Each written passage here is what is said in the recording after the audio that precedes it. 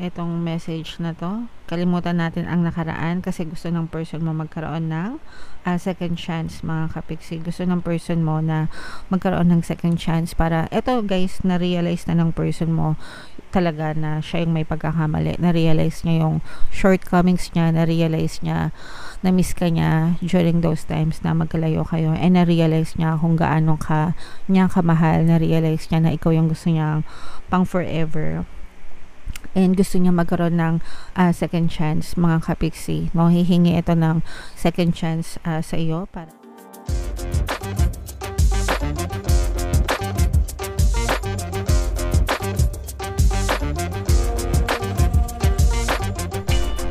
Hello guys, hello Gemini, welcome back to Pinoy Pixie Tarot. Ang pamagat ng episode natin for tonight is Hilip sa Pag-ibig, Kapalaran. Ito yung ating love reading para ngayong March para sa Gemini, Sun, Moon, Rising, Sign, and Venus. General reading lang guys, pwede mag-resonate, pwede hindi.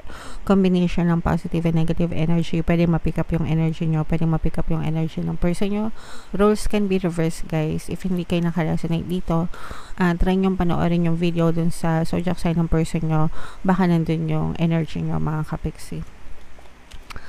So, unahin natin tong deck na to guys. Tingnan natin yung mensahe sa inyo ng inyong partner or specific person.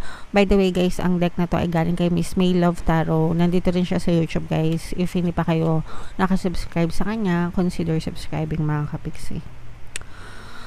Gusto kitang makita. So, yan yung mensahe sa inyo ng person nyo. Ako ang may problema, hindi ikaw.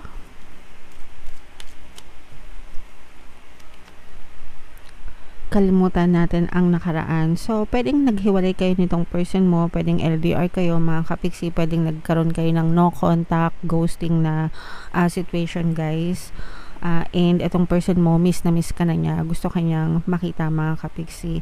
And itong person mo, parang gusto niya rin humingi ng second chance sa iyo, no, na kalimutan nyo yung nakaraan, kalimutan nyo yung mga pinag-awayan nyo, yung mga pinagtalunan nyo, mga kapiksi. And aminado siya na siya yung may problema, hindi ikaw. Most of the time naman talaga sa mga kapiksi natin, no, sa mga nanonood ng tarot readings, most of the time sila yung biktima talaga ng mga sitwasyon. Kaya nga kayo nanonood ng tarot kasi maghahanap kayo ng kasagutan, 'di ba, kung ba't nangyayari 'yon sa inyo. So, pwedeng hindi nyo to masabi sa inyo guys kasi pwedeng binlock nyo sila or binlock nila kayo, no contact, ganyan, o kaya naman LDR or parang nawalan talaga kayo ng communication guys. Pero gusto ng person mo, pwedeng gusto niya ikaw makita kasi gusto niya ikaw makausap, gusto niya mag-explain as to why things happened ng ganon. And sabi ko nga guys, parang gustong humingi ng second chance nitong person na to kasi aminado naman siya na siya yung may problema, mga kapiksi. Alright? So, comment down below guys, whatever the reason, kung ano man yung naging reason ng pinag-awayan nyo, mga kapiksi, kayo lang yung nakakaalam yan. Tsaka iba-iba naman kayo ng istorya, mga kapiksi. So, comment down below if feeling nyo naka-resonate kayo dito sa mga messages na to. Guys, okay, so kung gusto nyo magkakatotoo ito guys, itong gusto kitang makita, pakinggan nyo yung ating pampabaliw subliminal para tsaka yung pampamis subliminal, mga kapiksi. Napaka gandang i-combo ng dalawang yon guys, para talagang hanap-hanapin nila kayo and hindi sila mapapakali hanggang hindi kayo nakikita, guys. Alright, so tingnan natin yung inyong love life ngayong March. Shuffle natin to, mga kapiksi. Habang sinashuffle natin to, panoorin nyo muna tong video natin regarding sa ating paano mag-manifest ng abundance video course. Kapiksi, sawa ka na ba sa mga struggles at hirap sa buhay mo? Masipag ka ba at masikap sa buhay ngunit hindi ka pa rin umaasenso? Ilang beses ka na bang nag-attempt magnegosyo at mag-invest pero palagi ka pa rin nalulugi? Sa pagkakataon na ito ay maaaring may subconscious beliefs ka na nagiging balakid sa iyong pag-unlad at pagyaman. Introducing, paano mag-manifest ng abundance video course. Dito ay matututunan mong ma-overcome ang mga balakid mo para tuluyan ka ng umunlad, umasenso, sumagana, maging matagumpay, successful at maswerte sa iyong kabuhayan, pera, trabaho, negosyo, salapi at kaperahan ng bonggang-bongga. Dali! Mag-send na ng email sa pinoypixietarot@gmail.com at simulan na ang iyong pagyaman ngayon. Alright, so sabay-sabay tayong magpayaman ngayon 2024 mga kapiksi. Mag-avail na kayo ng course guys kasi sobrang ganda talaga niyan. And good news mga kapiksi dahil ngayong February until February 29 guys, magbibigay ako ng 200 pesos na discount sa lahat na mag-avail ng course. Kaya mag-avail na kayo mga kapiksi, sobrang ganda talaga niyan. And meron din tayong email coaching, manifest your desires using the law of attraction. If meron kayong mga specific na gusto nyong i-manifest guys, pwedeng love and relationship, pwedeng money or career, pwede kayong magpabook ng email coaching session with me. Mag-send lang kayo guys ng email sa pinoypixietarot@gmail.com. So, eto na guys, Gemini kayo ay na-represent ng Queen of Swords. Ito yung ating love energy mga kapiksi. Ayan na. So, totoo yung nakikita natin dito na asan na ba yun? Etong message na to. Kalimutan natin ang nakaraan kasi gusto ng person mo magkaroon ng second chance mga kapiksi. Gusto ng person mo na magkaroon ng second chance para, eto guys, na-realize na ng person mo talaga na siya yung may pagkakamali. Na-realize niya yung shortcomings niya, na-realize niya na miss ka niya during those times na magkalayo kayo, and na-realize niya kung gaano ka niya kamahal, na-realize niya na ikaw yung gusto niyang pang forever. And gusto niya magkaroon ng second chance mga kapiksi. Hihingi ito ng second chance sa iyo para makipag-reconcile, makipagbalikan for some of you. Gusto niya, yung iba naman sa iyo guys, pwedeng hindi naman talaga kayo hiwalayan nitong person mo, baka cool off lang kayo or no contact, baka hindi kayo nag-uusap, ganyan. Pwedeng nasa isang bahay lang kayo pero hindi kayo nag-uusap. Pero etong pandalamig ng person mo, magbabago ito. And ang reason, etong person mo guys, gustong-gusto ka nitong kausapin, no? Gustong-gusto nito mag-reach out sa'yo pero hindi niya magawa kasi natatakot siya na bungangaan mo siya. Iniisip kasi ng person mo na galit ka pa sa kanya. Iniisip niya na, and comment down below kung totoo guys, na kung totoong galit kayo sa person nyo, no? Or talagang masama yung loob nyo kasi ano yan guys, block, no? Nagsisilbing block siya. Lalo na, for example, iniisip nyo, bakit kaya hindi niya ako kinokontak? Bakit kaya hindi siya nag-reach out sa akin? Tapos, itanong nyo yung sarili nyo, galit ka ba sa kanya? Kasi kung galit ka sa kanya, napipick up niya yon mga kapiksi, nararamdaman niya yon. And yun din yung reason kung bakit hindi siya nag-reach out sa'yo, kasi alam niya na galit ka or nararamdaman niya na galit ka. Therefore, natatakot siya na mag-reach out sa'yo. Kasi nga, baka bungangaan mo siya or baka bla bla bla bla. Parang bulkan na sasabog sa galit. Yun yung iniiwasan ng person mo. Pero ito guys, alam niya, no, malaki yung kasalanan niya and mabigat yung kanyang kalooban. Mabigat yung loob niya knowing na nasaktan ka niya. Mabigat para sa kanya. In short, nakukonsensya ito mga kapiksi, no? Kasi alam niya kung gaano kanya nasaktan. Therefore, nasasaktan din siya and mabigat din yon para sa kanya. Okay? So, comment down below if naka-resonate kayo. Pero itong person mo, willing siya na mag-start ulit, willing siya na mag-reach out sa'yo, pero naninimbang siya. Sabi ko nga sa inyo guys, naninimbang ito kasi nga takot ito na mabungangaan nyo. Lakas kasi ng loob, gagawa-gawa ng takot pala mabungangaan. Yan. So, itong person mo guys, may mga times na hindi ito mapakali. Gusto ng person mo na i-win back ka, no?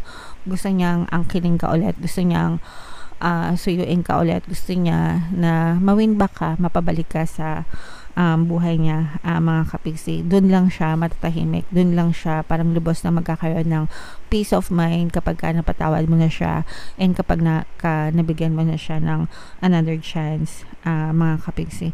Pero yung iba sa inyo guys, parang feeling ko ini-enjoy nyo lang yung buhay nyo right now, whether nandyan pa siya sa paligid nyo or wala na siya. Parang you don't care too much dun sa person nyo, mga kapiksi, kasi parang na-realize nyo din kung ano yung worth nyo and parang nag-e-enjoy din kayo sa kung ano man yung ine-enjoy nyo sa buhay nyo right now. Let's say for example, work or business, kung meron kayo negosyo or trabaho, mga kapiksi, parang doon nyo pinubuhas yung inyong atensyon at panahon, puro sa sarili nyo, mga kapiksi. And okay lang naman yun guys, there's nothing wrong with that, mga kapiksi. And if ever na mag-reach out sa inyo itong person na to, kayo na yung bahala, no? Kumbaga, kayo na yung bahala kung tatanggapin nyo sila or hindi. Pero I suggest na patawarin nyo. Hindi yun para sa inyo, hindi yun para sa kanila, kundi para sa inyo. Kasi kayo din yung makakawala dun sa mga sama ng loob, mga kapiksi, kapag pinatawad nyo sila. Hindi nyo deserve na ng mabigat na kalooban dahil lang sa mga ginawa nila sa inyo. Bakit kayo magdudusa kung wala naman kayong kasalanan, di ba? So, yeah. Comment down below, Gemini, if feeling nyo nakaresonate kayo dyan sa mga messages na yan. So, ito yung ating love message, guys. Tingnan natin yung mga love message para sa inyo. Attraction. Ayan, lalo kayong nagiging maganda, lalo kayong nagiging attractive, mga kapiksi, kasi wala na kayong pakialam sa kanila. Express your love. So, most of the time, gano'n, no? Kung hindi nyo napapansin, mga kapiksi, especially kung, let's say, for example, maraming mga ganyan, romantic movies, no? Ganyan talaga yung flow, no? Kapag nakapag-break, di ba, sa una, iiyak-iyak, heartbroken, pero after quite some time, mamahalin yung sarili, magpapaganda, hindi naman sa para lang magpaganda, no? Pero kumbaga parang yung energy nila nabubuo sa sarili nila, 'di ba? Kapag after ng breakup, so they ginagawa na nila yung mga bagay na gusto nila, trabaho, negosyo, tapos may time na sila na asikasuhin yung sarili nila, nagpapaganda, nagpapapogi, ganyan. Tapos nagiging attractive sila sa paningin ng ibang tao because binibigyan na nila ng attention yung sarili nila. So that's what's working for you right now. Ganun din yung sinasabi ko nga sa inyo na parang wala na kayong paki sa kanila. Hindi nyo na sila masyadong iniisip, kaya ang attention nyo nakafocus sa sarili nyo, and mas lalo kayo nagiging attractive, mga kapiksi. Kaya itong person mo, talagang gusto nitong person mo na i-win back ka, mga kapiksi. Lalo na kung, let's say for example, nagkahiwalay kayo, tas hindi kayo nag-uusap, no contact, tas nakikita niya yung mga pinupost mo sa social media, ganyan, nakikita niya nag-enjoy ka, masayang masaya ka, so nagiging attractive ka sa paningin niya, mga kapiksi, as opposed dun sa mga panahon na drama pa, diba? Iyak ng iyak, syempre mga eye bags, naglalakihan, so ganun. And express your love, guys, no? If in case na gusto nyo pang tanggapin yung person nyo and you want to be together, diba? Yeah, sabihin nyo sa kanila kung gano'n nyo sila kamahal, and pero kumbaga parang I love you, pero mahal ko rin yung sarili ko. I hope you can love me the way I love myself. Yung gano'n, no? Hindi yung I hope you love me the way I love you. Hindi gano'n. I mean, kayo na yung bahala doon, pero dapat gano'n, no? I hope you can love me the way I love myself, diba? Kasi ako, mahal ko yung sarili ko. If you cannot give me that, then bahala ka.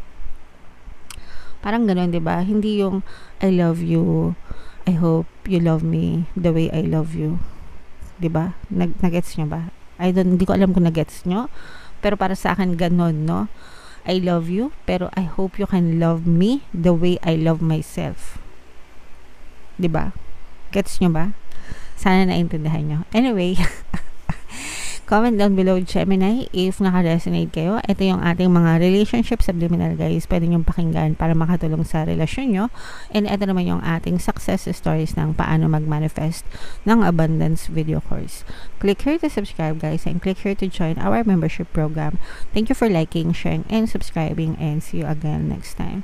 I love you all, guys. Have a nice day. Bye-bye.